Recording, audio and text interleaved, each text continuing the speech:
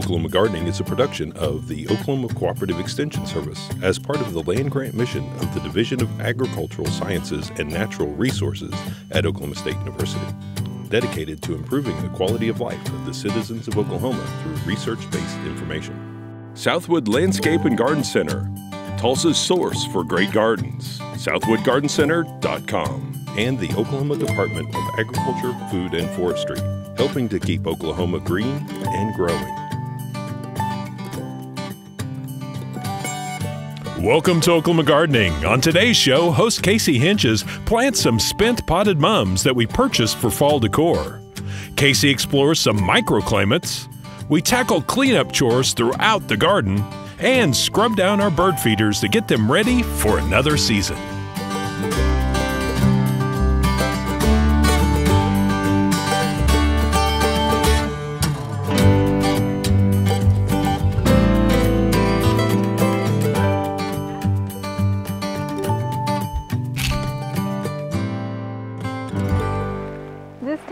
Mums are taking over our landscape, and if you didn't plant them in your garden already, you might have had a few just decorating your front door. It's not too late to go ahead and plant them. We're going to take this one, it's past its prime, and we can give it a haircut if we want to, but at this point we just want to get it planted. The sooner you plant these in the ground, the better they're going to be for winter. And to do that, we're going to go ahead and dig a hole. You want to find a location that is sunny. They do like the sun. If it is part sun, that'll work. The best way to do this is to put your hand underneath, kind of put your fingers around the stems, and then tap the pot, and it will lift right out of that pot like that. So that way you can hold that root ball intact. And we want to plant it at the same soil line that it was in the pot. And we're just going to backfill with the native soil around there. And of course, we're going to want to water this in. Now, the later you do plant these mums, the less they're allowed to establish, the less time they have to establish those roots. And so they might suffer some winter damage, but they're pretty hardy typically. Now this mum, even though it is kind of a decorative mum, most of them are garden mums, so they will be hardy and return for you next season. While these garden mums are past their prime, there's one garden mum that's really putting on quite a display. This is one of our hardy chrysanthemums known as Country Girl, and it's just a lovely display at the end of the season with these light pink flowers. You can see it's got the yellow eye to it, and it almost has kind of a white center around those petals also. It spreads through rhizomes, so you can see we've got quite a nice mass of it here. It gets about 15 inches tall, and it does flop a little bit. We have it kind of on the edge of our shade garden here, so it is getting some part sun, but it does get a little more shade here than it might like. Now, hardy chrysanthemums, they do well in most any soil, average soil. They just want it to be well drained. Now these are just two hardy chrysanthemums, and typically the kind that you buy for fall decorations are hardy. But not all chrysanthemums are hardy here in Oklahoma, and usually the ones that we might get from florists are kind of known as florist chrysanthemums. Those typically aren't hardy. But if you've bought one for fall decoration, go ahead and plant it and give it a try.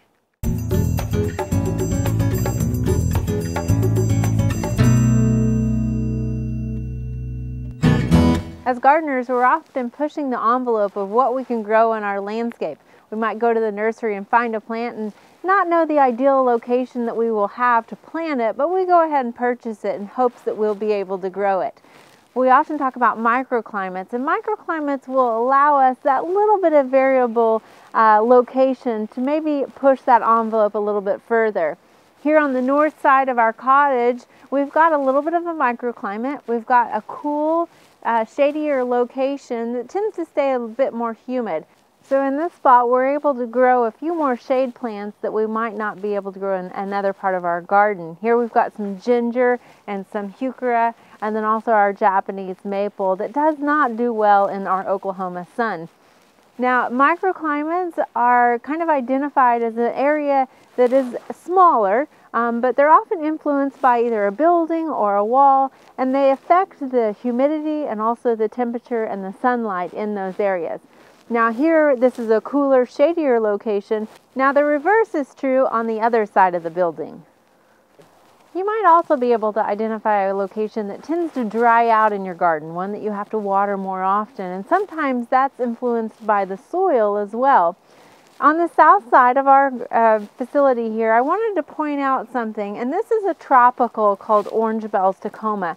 Now this is a tropical plant and we're not going to be able to overwinter it being on the south side of our house, but I think it really illustrates how there is a microclimate here. We had a freeze the other day and you can see this plant being hardy down to just 25 degrees. The left side of it that is more exposed to the air clearly has died. The right side of it looks completely untouched. So this just kind of shows you how just a few feet can make that microclimate and allow you as a gardener to push the envelope just a little bit in your plant choices.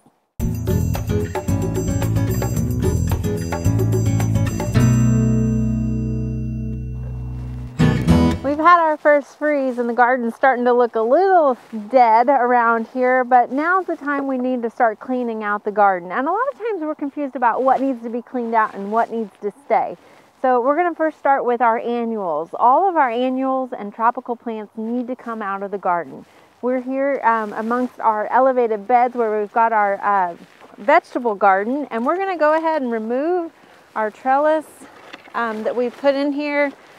And all of our tomatoes and pepper plants, they can be taken out of the garden, roots and all. We're just going to pull these out and we want to leave that soil in there, but get as much as of the roots and the plant out. Now, we didn't have any disease or pest problems, and so we can add these into our compost pile, and it's a great way to recycle that plant material.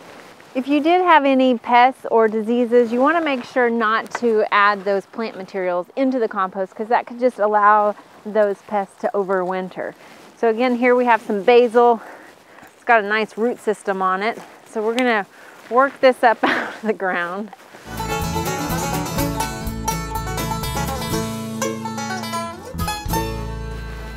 Our basil had quite a root system on it, and we shook as much of that soil off as possible. But if we do get some of that soil going with the root ball to the compost pile, that's completely fine. It'll help that compost break down a little bit sooner. Also, if you get roots that are left in the garden bed, that is fine too. That's why we do crop rotation, in case there's any diseases that might be left in there. Hopefully they won't go to that next plant family. Here we have a lavender. Lavender is semi-hardy here in Oklahoma. However, this is in an elevated bed, so the odds are that it will freeze. So we're going to go ahead and take this out. Just to save it, we're going to dig this up and plant it in this clay pot here. You can see it's kind of rooted itself in some of the soil around it. So we could, if we wanted to, we could go ahead and just pot up this little plant here. You can see it rooted itself, so we've got a couple of little plants. We're going to go ahead and dig up this whole plant here if we can. It probably has a good root system on it as well.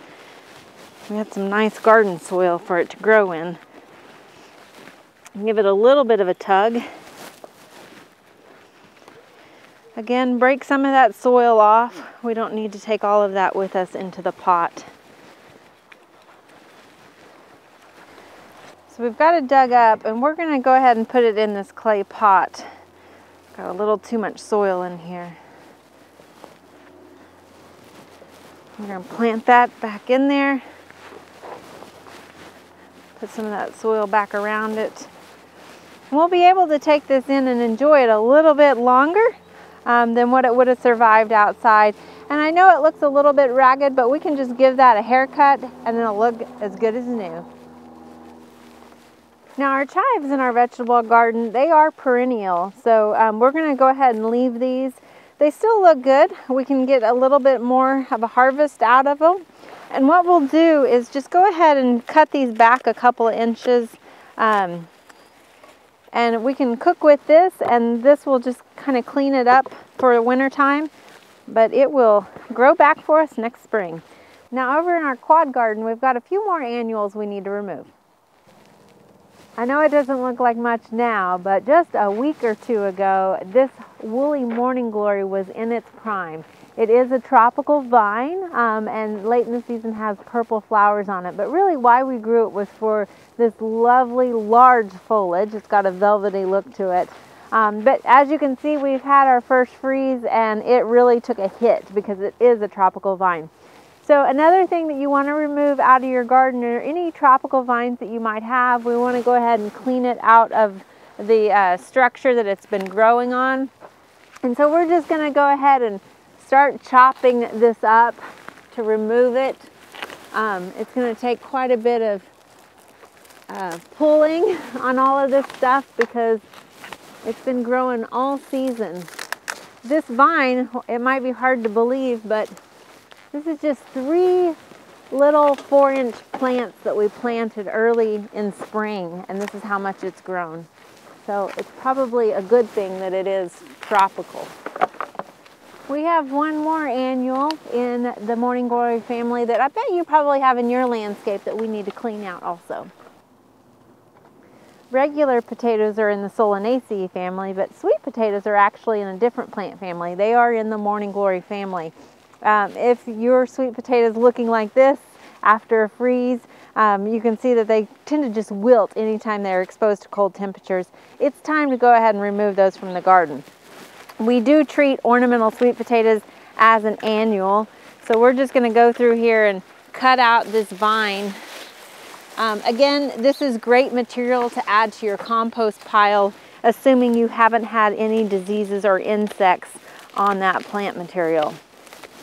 We'll give it a nice haircut so that we can actually get to the roots of this plant. And a lot of people ask, are ornamental sweet potatoes edible? Well, here's the thing. The answer is sort of. They are edible, but they're not going to taste like a regular sweet potato. Edible sweet potatoes have been bred to have a better taste to them and a better texture, whereas ornamental sweet potatoes have been bred to be more aesthetically pleasing. We're going to remove our irrigation drip out of there, and we're going to dig this up. So when we dig this up, we're going to find in here a tuber that looks very similar to a sweet potato that we would eat. And there you have it. Now look at that. Obviously it's not exactly like the sweet potatoes that you might eat, but again, that's because this sweet potato is not bred for the edible part. It is bred for the foliage. So yes, you could eat it, but it's not going to taste good and you don't want to. Now another plant that a lot of people ask about pruning this time of year is our ornamental grasses. And whether it's an annual ornamental grass like the purple millet behind us or the perennial switchgrass, we don't want to do anything to our ornamental grasses right now. If it's annual, go ahead and leave it until late winter before you dig it up and remove it out of the garden. If it's a perennial, go ahead and leave it, and we will trim these back in late winter, early spring, just before that new growth comes out. The nice thing about ornamental grasses is you get a 4th season out of them with this lovely winter interest. When we talk about trimming ornamental grasses, this also includes liriope or monkey grass. We're not going to do anything until late February, early March, when we want this to look fresh again. So we'll come in here with a mower and mow this down, and that'll allow that new shoot to grow back up. Now, regarding some other perennials that we have, cannas are one that a lot of times the whole tissue above ground dies. We often reference plants that die back, and that's what we mean is the plant above ground will die, but the roots remain viable from season to season. Now, this might look like you want to go ahead and trim this back because it is dead, but what we like to do is actually just let this plant tissue die back onto those roots, and it serves as kind of a mulch. Another mulch that we might think about in the fall are all the leaves that are falling from our trees.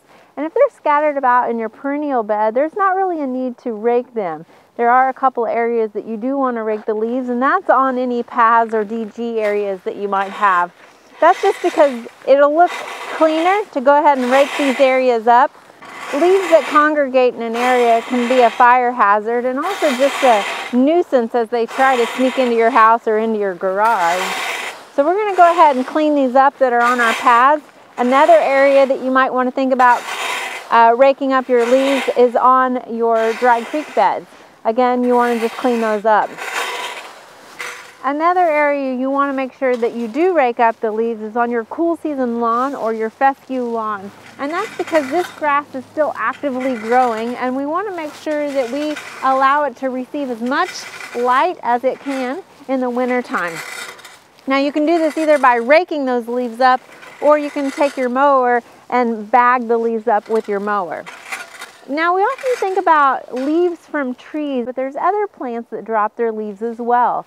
Particularly rose bushes tend to get black spot in the summer months, and now in the fall we might not be thinking about that disease so much, but as those leaves have fallen off of that plant, we want to go ahead and rake those diseased leaves up and remove them out of the garden. Because those leaves do have a disease on them, you don't want to add them to the compost pile.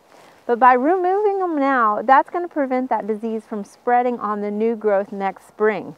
Now to recap, annuals, you want to remove them out of the garden, but perennials, we're going to leave them be unless they're diseased, dead, or infested with insects.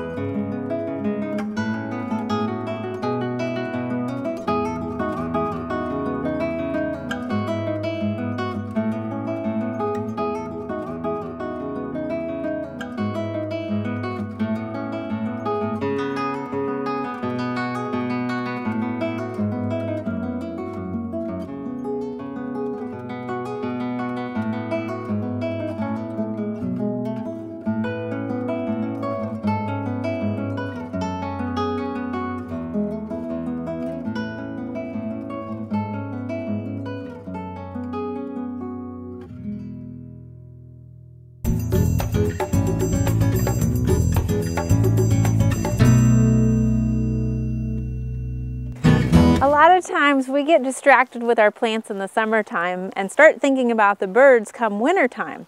We're going to look at how to clean those bird feeders and get them ready for our feathered friends. Now, hanging bird feeders, you should be cleaning these every other week in the summer months, but in case you haven't, we're going to do that now. And so what you want to do in order to do that is to go ahead and kind of disassemble any pieces that might be on it. We, of course, have our squirrel cage on this, and so we're going to take this apart, and it's in here with a little bit of a pin. So now that we've got our bird feeder disassembled a little bit, you can see that this is kind of rusting a bit and coming off on our hands, so we are going to paint this a little bit later, but first we want to make sure that we clean it thoroughly. In order to do this, we're going to need a solution of 4 parts of water to 1 part of vinegar. So we've got about 8 of our measuring cup in here of water, and we're going to add 2 cups of vinegar to this mixture.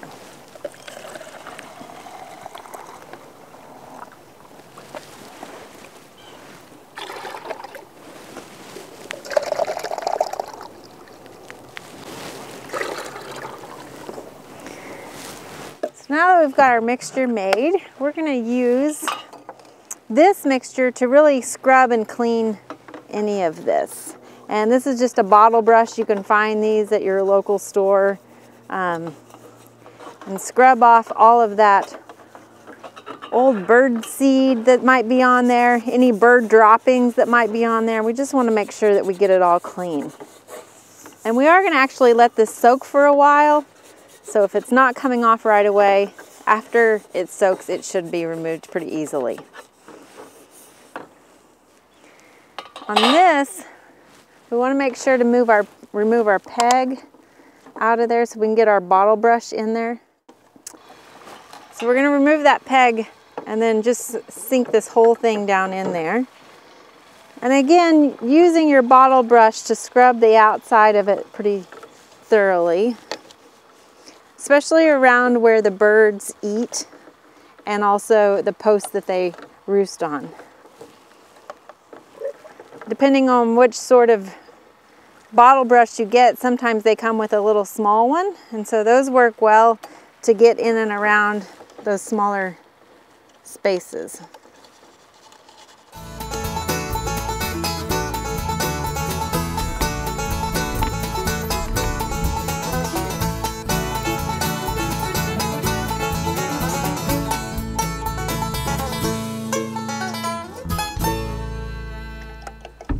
So we've got most of the big stuff off. We're just gonna let this soak for a little bit longer, and then we'll come back to it and clean it up. In the meantime, we've got another feeder over here that doesn't need to go back out, but we need to get it prepared for storage for the winter time. You probably have some hummingbird feeders that have been out. All the hummingbirds have left our garden at this point, and we won't need these back out until next spring. So hummingbird feeders, you really should be cleaning these every time you refill them with your sugar solution. In case you haven't, or you just need to clean it again before you store it, we're going to disassemble it as well. And for this, you can use your 1 part vinegar to 4 parts water solution again. But we're going to use actually a bleach solution where we use 1 part bleach to 9 parts water. And that's because we've got some mold that's starting to come into this at this point. So we want to make sure that it's nice and clean for winter time before we put it away. So we've completely taken it apart, and we're going to soak this in water and bleach. Now we have 9 parts of water in here already. So we're going to add our 1 part bleach. And now that we have that in here, we're going to use this to clean off. See how moldy it is right there? So we're going to use this bleach solution and again our bottle brush to go ahead and clean that out. Now some people do use soap to clean their hummingbird feeders, but that's really not recommended because soap can leave a residue behind that is toxic to birds. And so if you do use soap, you only want to use a small amount of soap. We're going to use our bottle brush again to really get the inside of that clean, because that's where that sugar has been, and a lot of times it can turn rancid and sour pretty quickly being out in the sun. We're going to let that again set in there for a while and go ahead and start cleaning some of the other pieces. You can see on this one, the top has a lot of seed debris in there. So we want to just go ahead and get all of that out, kind of tap it on something. Again, this is where those little brushes or a toothbrush comes in handy to really clean that out.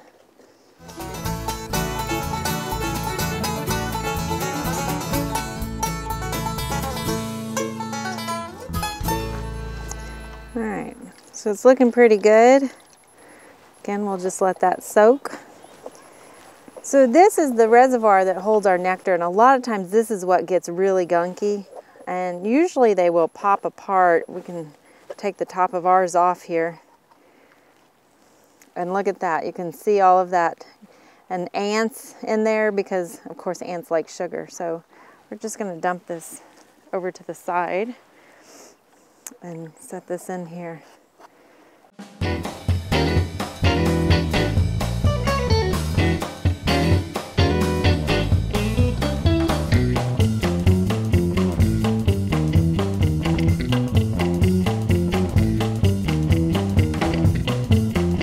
So again, you can let this soak for a little bit if you need to, but we've got ours pretty well cleaned off. So whenever you use bleach, it's ideal to go ahead and boil them to rinse them afterwards, but you want to make sure and check your manufacturer's label as to whether you can do that with your bird feeder or not.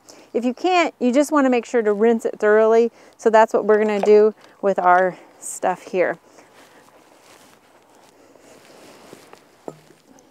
So we're just going to lay our stuff out here and wash it outside on with the garden hose.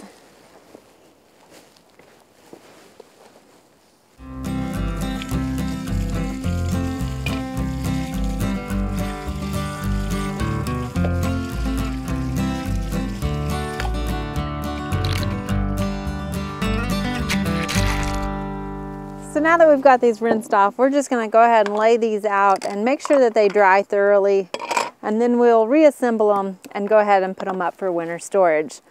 We want to then check back on our other hanging bird feeder here. And now that it's nice and soaked for a while, we're going to pull it out and rinse it off also. We're again going to let it dry for a while. We will spray paint it and freshen it up to go back out for winter. There are lots of great horticultural events this time of year. Be sure and consider these activities when you're making your plans for the weeks ahead.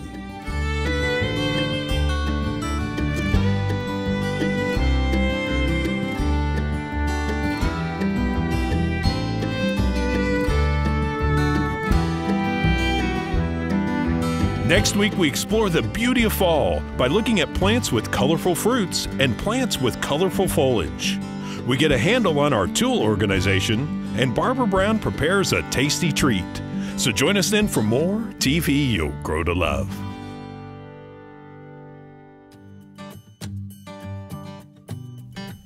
To find out more information about show topics, as well as recipes, videos, articles, fact sheets, and other resources, including a directory of local extension offices, be sure and visit our website, oklahomagardening.okstate.edu. And we always have great information, answers to questions, photos, and gardening discussions on your favorite social media as well. Join in on Facebook, Twitter, and Instagram.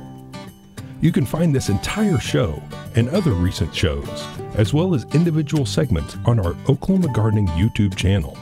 And tune in to our OK Gardening Classics YouTube channel to watch segments from previous hosts. Oklahoma Gardening is produced by the Oklahoma Cooperative Extension Service as part of the Division of Agricultural Sciences and Natural Resources at Oklahoma State University. The Botanic Garden at OSU is home to our studio gardens, and we encourage you to come visit this beautiful Stillwater jewel. We wish to thank our generous underwriters, Southwood Landscape and Garden Center, and the Oklahoma Department of Agriculture, Food, and Forestry. Additional support is provided by Pond Pro Shops, Greenleaf Nursery and the Garden Debut Plants, and the Oklahoma Horticultural Society.